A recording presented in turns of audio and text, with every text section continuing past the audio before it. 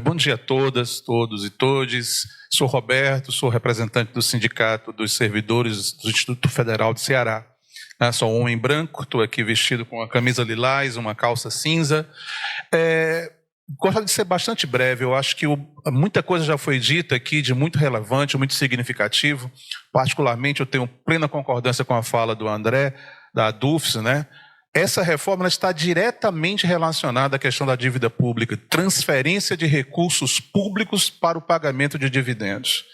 É transferência de recursos da base para o topo da pirâmide. Isso tem que estar muito objetivado para nós, né? E diante disso, eu creio que fica também patente que existe dentro da sociedade, mesmo que a gente não tenha a devida observância, uma disputa de concepção de Estado. Existe uma concepção de Estado neoliberal, para a qual o Estado mínimo é a grande meta, e existe uma outra perspectiva, ou deve existir uma outra perspectiva daquilo que talvez possamos chamar de um Estado social, que tenha a população como o objetivo central.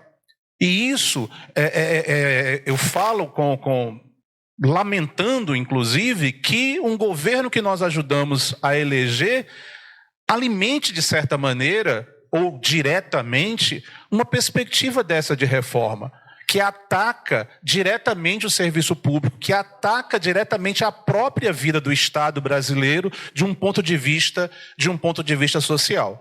Né? A gente tem que ter muito objetivado para nós isso. Tá, pessoal? E uma outra coisa, para terminar aqui, eu acho que é fundamental, a companheira da FETANS levantou uma coisa que é essencial no nosso diálogo com a população. Nós temos que buscar sensibilizar os setores que serão mais atingidos.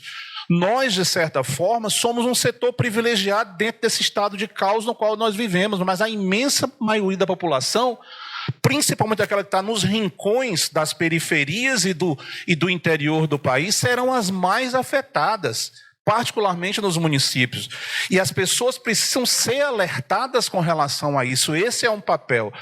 E para isso nós precisamos de uma unidade que se expressou recentemente em 2 momentos que nós sabemos que tivemos um resultado positivo. Naquele domingo que nós fomos para as ruas, e foi ali que foi barrada a PEC da bandidagem, né?